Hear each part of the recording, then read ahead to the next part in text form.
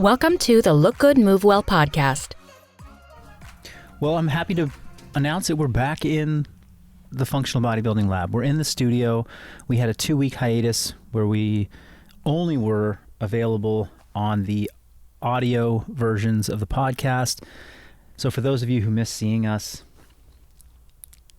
here we are. Back. Camera 1, camera 2, camera 3. We are back, which means Nate is back, and we're all happy that the team is together. And in the spirit of all being back together, we're going to crush a bunch of podcasts today. And the first of which we're going to be talking about came from a dedicated listener and follower.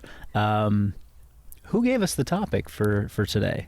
Actually, it's funny because I don't think he's ever listened to a podcast of any sort, but it's my dad, and yes, he does know that I know a couple things about fitness. Okay. So he reached out because my dad is getting up there in age. He's 79, 80-ish, who knows at that age, really, who's counting? Right. Yep. But his girlfriend actually had a question because she's trying to get a little bit more muscular for her health. She's around the same age. And she asked, should building muscle mass be painful? Should this be painful? How painful does it need to be for something fitness related to work?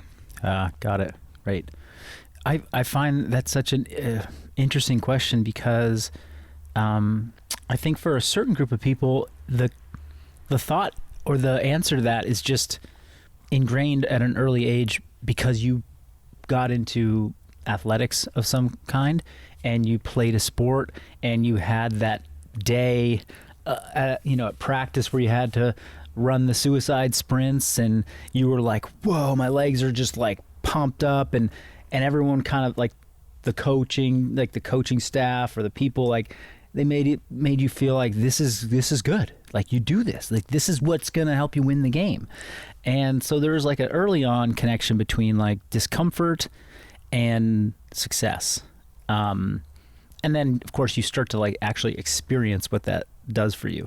At first you're like, well, this hurts. Like, why are we doing this? And then it hurts, and then it hurts and it hurts. And then you're like, whoa, I'm stronger. Oh, I got better.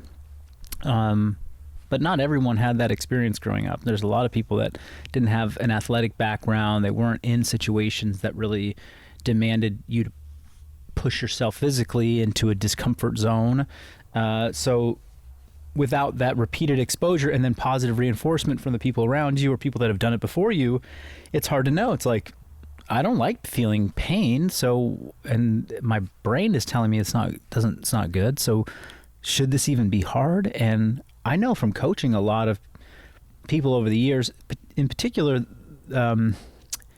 people in like later decades of life, where no matter what their history was with sport, they're definitely at a vulnerable age where it's like, I'm old.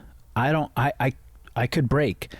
I'm on the tail end of my life. Like whatever thoughts might be in their subconscious, feeling pain is a little bit scary if it's not something that they've been feeling consistently for a long time. So I totally get where this is coming from. And I think what would be good for this conversation is to sort of define what is pain, what is discomfort, what's the pain scale, how can we use some type of like objective data or like number or perceived amount of pain to guide us in this, because if we're going to avoid pain in all walks of life, then we may as well just sit on the couch and just die the slow death, but we're not going to do that. So what else do you think would be important for this conversation, this topic, if we're thinking about your dad's girlfriend? Like, what does she need to hear?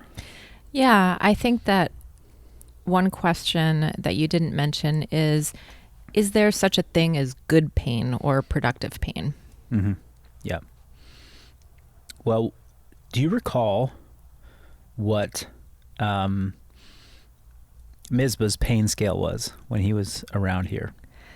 I'm trying to remember. He had some really creative terms for how he would work with his clients on getting their answers to this, which I really appreciated because when we talk about the pain scale, I always think about when if you've ever been to the emergency room or the doctor and you have a complaint and they say, what is it on a scale of 1 to 10? And you're kind of trying to come up with a number, but you're also trying to come up with a number where they'll take you seriously enough to do something about it. Right. So I don't know if it fully depicts the picture of what pain actually feels like to put a number on it. Right. So I liked Misbah's creative terms, and I'm trying to remember. It's like it was.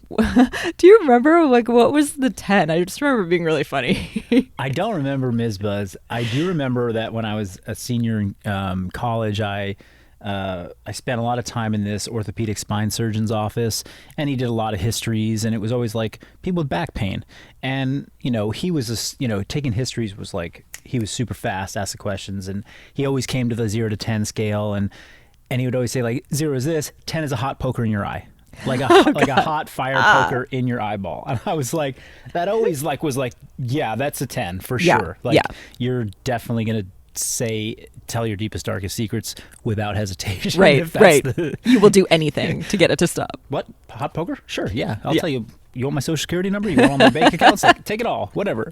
But what I remember also about Misbah was that and this was something he had been coached on. I don't know where he got this from, but it stuck with me. It was like, you got to establish where the threshold on that pain scale is, where it's okay to do stuff and it's not okay to do stuff. Back to this, the orthopedic surgeon example, there were like, hey, you're not going to do any more harm to this. Like this didn't, this injury you have, it's accumulated over years. Like it's a degenerative thing. Like if you're feeling pain picking something up right now, like the pain is the pain. It doesn't mean that you're like exploding your disc even further. Like if you wait 2 years, it's going to deteriorate more, but it's not like the pain itself. Now, I mention that only to say that pain doesn't always mean that there's damage or something structural that's falling apart or something bad is happening. There are certain levels of pain where that's likely, hey, we have this feedback loop to tell us to stop stuff. Like when you put your hand on a hot fire, a hot stove, whew, like that's the reaction. Don't do that because that was painful. If it's warm, you're not going to like jump away. You'll just be like, oh, that's kind of nice. Like, right. So anyway, Misbah's scale was something like, if you're at a 3 out of 10, you're good to go. Mm-hmm. Anything above a 3 out of 10, we should not do that right now. And that was specific to people who had injuries, who were trying to recover from injuries. So you hurt your knee and now you're wanting to, the pain has subsided. You don't feel constant pain. You just feel it intermittently when you do certain tasks. Okay, let's go back to the gym. We're going to start doing some basic quadruped planks and crawling and wall sits, and eventually you're doing, box squats, and maybe you're doing whatever, right? If you feel anything above a 3 out of 10, I want you to stop and just tell me, and let's go back to doing the things that didn't cause that pain. And over time, the theory is that you work at 3 out of 10, you got to move, you got to get a little discomfort, you got to, the joint has to start breaking up some scar tissue, some soft tissue that's gotten a little bit junky and not as mobile. So that's going to feel a little discomfort, but with each successful day in the gym where you go and do something where you don't go above the 3 out of 10, you're building resilience, you're strengthening, you're lengthening, you're improving mobility. And so when you come back, now you can do more stuff at the same level, And then eventually you build up this capacity where all the things that you're doing in your day-to-day life that really matter to you are way below the 3 out of 10. So I'm really trying to just lay down this theoretical foundation of this is what we're trying to accomplish.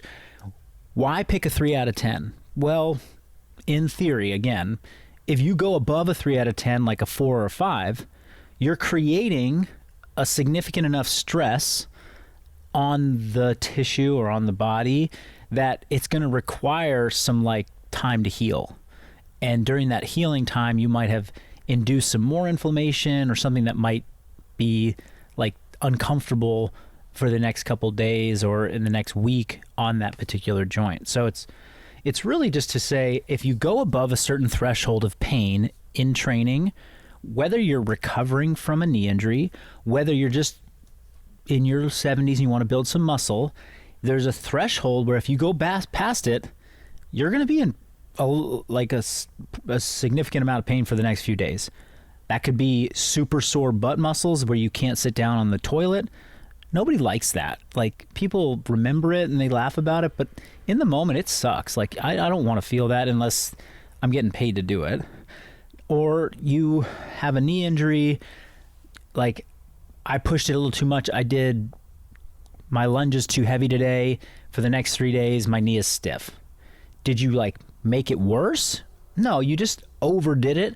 And now it's like inflamed. And now there's more fluid in the tissue. And now the nerves are getting kind of poked around. So you're going to have to back off for a little while. And nobody wants to back off and feel like they're regressing. So it's really just this, like, there's a certain amount that's good. Then there's a certain amount that you'll feel for the next few days. And then there's an even further amount, like a really high amount of pain that you endure in a session, which could be hazardous and cause something significantly bad to happen, right? So it's really starting to understand that for yourself, where you're at in your training experience, how old you are. You know, ask Lance Armstrong at the peak of his Tour de France cycling career, what's your pain threshold? He's like, I have no pain threshold. Like, I am the pain, what does he call it? Like the chief sufferer agent or officer. That was his like name. He's just the chief suffering officer for the team. So, but ask somebody who's not been active for a long time and has never really pushed against weights and resistance, they have a much different pain tolerance. And so that moves throughout your life depending on the experiences and so forth. So that was a huge theoretical dive. You love to always leave people with like tangible, practical things. So let's bring it back to what we need to help girlfriend. Does she have a name, by the way? Yes, Aostra. Aostra. Yep. Okay. Yep. Well, then how are we going to help her? Yeah. Well, I think that one thing that is coming up for me in this discussion is... Excuse me. I almost spilled coffee all over myself trying to listen to Nate over there. It's all good. Oh, good. Okay. I'm a pro. I'm You're professional such a over pro. here. Such a pro right now. Okay, so there's pain, and then there is our reaction to pain. And I want to bring in this component because when I was recovering from injury, I remember that a lot of the issues I was having around pain were just the fear of not knowing whether I was damaging myself further or whether I was on a path to healing. And I feel like the mental component of pain is very large because we all relate to pain differently and we can't tell what each other are really feeling. And so I wonder, for example, if telling Aostra that there's a certain amount of pain, but you're okay, or a certain amount of discomfort, but it's productive, would then enable a bit more effort to be put into her training without feeling like the fear and the constriction that something bad is about to happen. Yep. It's, we could sit here and just say that, be like, yeah, that's true. There's a certain amount of pain that's going to be beneficial for her in her pursuit of adding muscle. But it's very complicated because, like you said, it's just different for each person. And I can't really go inside of your body and know, oh, I know that the best I ever did in this kind of conversation was always training somebody in person, watching the facial cues, watching their body, seeing somebody be like, oh man, this is hard. And I'm like, no, it's not hard. Like, I'm watching you. Like, this, you're good, versus someone that's like, should I do another one? I'm like, no, you shouldn't. Like, you're really at the limit. Let's stop. There isn't, it's so complicated that I remember, particularly in the sport of CrossFit, like investigating how do you really measure, fitness in CrossFit. And it became so hard because there was this element of pain perception on the part of the athlete that would dictate their success in large part. Like you could have the same VO2 maximum, the same contractile potential in your muscles, but this person's perception of pain was here and this person was here. And so they had these feedback loops that they'd be at the same place in the workout at the same time. This person would feel the pain and they would go faster, and this person would feel the pain and they would back off. And even though they were both technically capable of the same thing. And was that pain like indicative that they were about to break something, or that they were going to, bleed out or, pass out? No, in both cases, no. But this person was fearful of that, and this person wasn't. Some of that comes down to experience, and some of that I think comes down to like your innate traits. There's the Alex Honnold example, like who is the gentleman that free soloed El Cap in Yosemite, climbs thousands of feet in the air with no ropes, and his heart rate stays pretty consistent. He doesn't perceive that as fear. It's, I don't want to die, I got to be smart, but I'm just here. Like, he has certain parts of his brain that aren't as active, fear centers that aren't as active as you or I. So I think we're gonna, we're not gonna get to some like conclusive answer in this podcast, but what we are going to hopefully leave people with is you have to investigate what this means for you. There is a pain threshold where if you stick to that, it's going to feel uncomfortable, but you're being productive. There's a pain threshold that you can go above, and you're going to be productive, but you're going to feel the effects the next few days. Some people begin to equate that to where they want to like live. Like, if I'm not sore, I know I'm not working hard enough. They just want to feel perpetually sore. And then there's this further level of encountering pain where it could be hazardous, dangerous. Like, that's not a good pain to have. That's going to set you back. That's going to, and I would argue that unless you're really well trained and you have like done this for a long time, you're likely not in jeopardy of doing the thing that's way too hard. You're more in jeopardy of not pushing to that minimal threshold. The more experience you get, the more capable you are of doing things that are really pain-inducing. So this is another good example, is that when we were taught early on in the CrossFit methodology, who do you look out for in the gym if you're a CrossFit coach who could do the most damage to themselves? And the most damage was defined as somebody who comes in to take a class and gets rhabdomyolysis. Rhabdomyolysis is a medical condition where you intensely train the muscles to the point where, and we're losing some of the background over here, you train the muscles so intensely that you actually break down muscle tissue and release protein. Ba-boom! That was a loud one. We're losing some of the backdrop here. No big deal. We're so professional So today. pro. Going so pro. I'm choking on coffee. We're losing the backdrop. Our background is falling apart. Anyway, the muscle proteins leak into your bloodstream. They're toxic to your kidneys, and you go into kind of like, you could potentially go into kidney failure. And that coming from just working out too hard. So who was that person? What was the avatar? Look out for the person who had done CrossFit for a couple years, but then took about 6 months off, came back, knew how to push themselves, knew the technique, picked their old weights because that's what they do, and they did 150 push presses in 5 minutes, and their triceps just kind of broke down and they got rhabdo. Now, that's a person who has experience. It wasn't, hey, the brand new person who's never come in, who's never done weight training, who's doing PVC pipe reps, who isn't strong enough to get the 15 or 35 pound bar over their head yet. They're not at risk. Yeah, they're at risk of like bad technique or, something like that. But nothing like catastrophic happening. They're going to select out of the behaviors and the activities that could be really, harmful. And it was, I was a little bit, I wanted people to have results quickly. Like early on, coach, I just want people to drink the Kool-Aid and just get into it and feel like they're winning the first day. And I believe that the path to that was getting people to do things more intensely.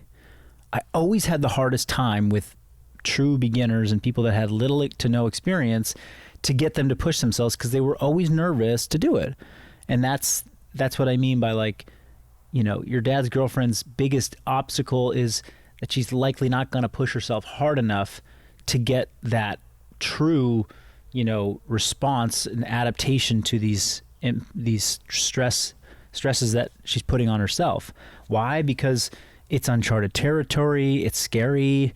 I've never done it before. Is it supposed to feel like this? Versus somebody who's done it for a long time, somebody who's, the college football athlete who hasn't been in the game for 5 to 10 years, comes to the class, comes to the gym. Oh yeah, we used to, I used to power clean 300 pounds. I used to do all this stuff. I'm ready to get after it. And they're just really out of shape. And they know how to push. They know that there's value to pushing. There's value to pain, but they haven't put in the time and the reps to be at that same place that they were 10 years ago. So you can kind of put yourself in a bucket, be like, where am I? Am I this person? Oh, I understand pain, so I'm not at risk of not pushing hard enough. Or I really understand pain. Maybe I'm like the person that needs to pay attention. If I take 2 months off of training, I could come in and overdo it. Yeah, I think this is a really interesting way to think about it because we don't typically consider our own pain personalities that much. And we probably all have a little bit of a default in the way that we tend to approach workouts. And I also see that people who are older are cautious, and it's their default mode to come in and be cautious day after day after day. And if somebody doesn't help guide them to say, you're actually safe, you could actually push a little bit more, you could do a little bit more here, they might not ever consider that as a possibility. And I'm thinking of myself as well, because I tend to always approach my workouts with a certain feeling around knowing that I have other stressors in my life and I probably don't want to overdo it, but I might be defaulting to a certain pain personality where I could get a little bit more out of my training if I pushed it more than what I might naturally be inclined to do. Mm-hmm. Yeah. I was listening to I just saw an old clip of a Joe Rogan podcast where Dorian Yates was the guest. And Dorian Yates was arguably one of the best bodybuilders of all time. He was the reigning Mr. Olympia champion in the 90s, which was kind of the golden era of bodybuilding, where some of the best physiques and the hardest training was ever done, and where a lot of the people that were winning back then, there wasn't a ton of money in it, and there certainly wasn't the fame and notoriety that there is today around bodybuilding, which is still not that much as compared to other professional sports. And these athletes just trained like maniacs because that was what they were driven to do. And he was talking about his own training. He built one of the most impressive physiques ever. And by that I mean the amount of muscle that was on a human frame was just incredible. And what he used to say was look, I did legs once a week, and for 5 out of 7 days a week, I had trouble sitting on the toilet. And he's like, if I didn't feel that, I knew I wasn't working hard enough. I bring up that story because in order to see really, incredible, awesome results, you need to put in a tremendous amount of work that is going to be painful. You need to do the Lance Armstrong thing where you just literally go out and become the best sufferer on the planet. You go and you literally every step of your day, 5 days a week, you feel the squats. And that's the majority of your life. You're just in soreness pain because you pushed it that hard. But most people don't want to experience those types of results. They're going to be good with what they want by coming in, getting a little uncomfortable, but staying in a safe zone. And it just has to be like acknowledged, because when people say like, gosh, I really wish I had more muscle, it's like, I really want to put on some muscle. I'm like, well, where you're at today, you want to put on some muscle. Like, let's say you've been training for a couple years and, you have some muscle tone, but you want to put on 5 to 10 pounds of muscle. That's a big thing. That's going to require some extraordinary feats in the gym. You're going to have to push it. You're going to have to really want to feel the pain. And most people don't want to feel that. It's hard. That's why we don't have, that's why not everyone walks around with a bodybuilder's physique. I mean, we're going to discuss the nutrition side of this. How uncomfortable is really getting lean? I like to make it seem like, yeah, you can just be lean year round, 5%, eat all the foods you love. It's like, come on, it's not entirely true. But certainly from the physical output standpoint, it's like, yeah, it's good. Like I see the picture behind you of me at the CrossFit Games 45 years ago. I'm like, okay, I was 10 pounds heavier there. I had 10 more pounds of muscle. Yeah, I worked a lot harder back then. Like I went through a lot more pain from a resistance training standpoint to have that physique. I don't want to do that now. I'm good with what I'm doing. I get uncomfortable, but not under heavy weights, and that was what really helped me build those extra 10 pounds of muscle. So if I wanted to do that, I'd have to really recommit to that. So yeah, there's this understanding that I have from experience that I can kind of bring to a conversation with somebody and be like, okay, you want to, how much, what are your goals? Okay. You're going to have to really get uncomfortable. Or, okay, we could literally train you 3 days a week. You could come in, you could go through this circuit and do these exercises and complete the repetitions at this level where, each week you'll just feel like you're getting stronger. But at no point, I think, are you going to feel like, oh, this is so hard. That's where your goals lie right now. And that's where people should start anyway. And then once they've mastered that and they're like, this isn't hard at all anymore, it's like, okay, well, if it's not hard anymore, your body's not going to be adapting. So hard and pain kind of will put them in the same category. It's like, let's make it a little more painful, a little bit more uncomfortable, discomfort, hard. It's like easy, uncomfortable, discomfort, pain, suffering, obliteration, right? That's right. You're just, where are you on that? Do you need to obliterate yourself? Only if you want to be the world's best. Do you want to suffer? If you want to like win the regional competition. Do you need pain? If you want to look like a top 10% person, probably you need to really go into the pain. Discomfort? Yes. You're going to need to be uncomfortable. Are you going to just sit in this kind of comfort zone? Maybe you're a beginner and we just don't want to scare you away, or you're a beginner and you want to just kind of build confidence slowly. Like that's kind of what needs to happen so that people can really understand, is my training and what I'm doing in the gym aligned with the goal that I have? I want to be shredded, but I hate getting uncomfortable at the gym. I don't like doing that. It's like, okay, well, it's not going to happen. I don't care what drugs you take. I don't care what diet you're on. I don't care any of that. It's like, it's not going to happen. Yeah. So we see your workouts and we see your pain faces and we hear your grunts. Where do you sit right now on your discomfort level? When it comes, so I have like my places that I choose to be uncomfortable. I think when it comes to weight training, lifting heavy stuff, barbell work, I just get in a little bit of discomfort. I don't go into like the pain or, that really hard zone anymore. I don't really desire to push those numbers or those skills or that aspect of my fitness very far. And I also have in my past experienced the most detriment to my like well-being and my physical health from trying to push that too much. Like I can get the weights to go up, but the drawback is that I feel more stiff. I could potentially get a tweak here and there, and at this stage in my life, I don't find that to be what I want. I've also found other areas that I can see big dramatic results by just getting a little bit into the discomfort, meaning, a lot of the range of motion work that I've been doing in the last several months is stuff that I've never really trained. So I'm still a beginner in that. And therefore I don't have to like push into like this very uncomfortable, painful place in order to see results. I'm getting results without that, and that feels good to me.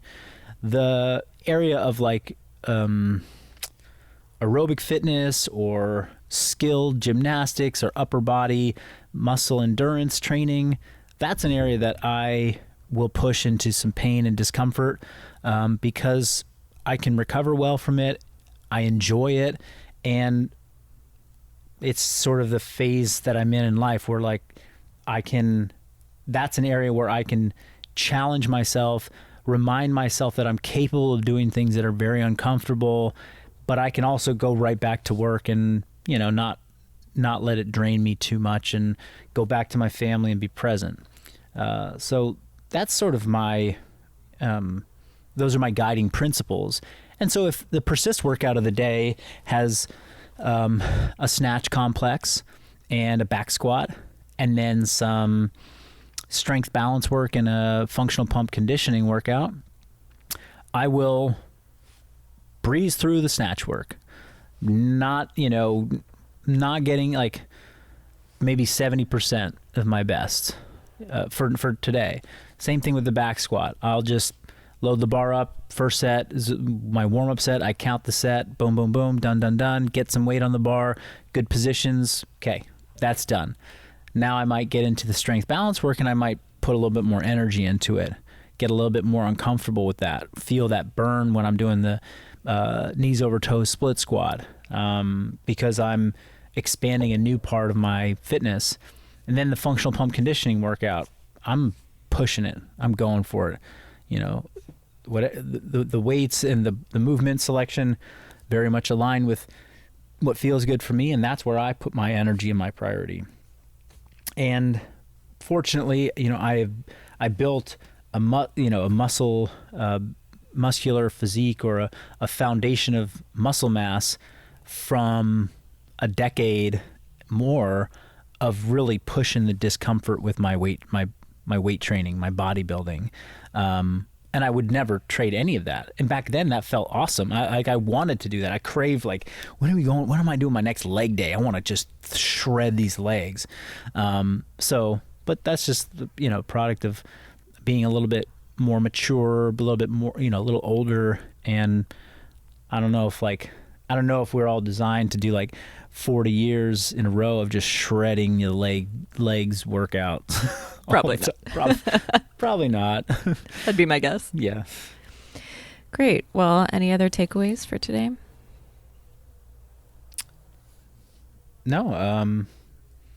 I think embracing, there's some value to getting uncomfortable in your training that is not just about physical changes to your body. It's about mental and emotional and spiritual growth.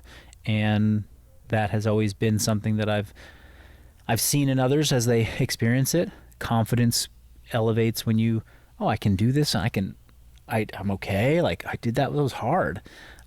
So even though I may not be trying to push and elevate my fitness to new heights all the time, I still like to get into the discomfort because it's powerful for the mental, emotional, and spiritual side of who we are.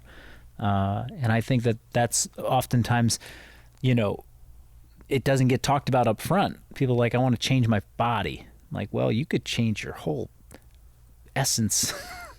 I love that. If you just got a little nasty in here. Yes. And they didn't come thinking that was the possibility. Yeah. Well, That's certainly one of the benefits that I think people who have found fitness to be a fulfilling practice in their life can really hang on to. Yeah, totally.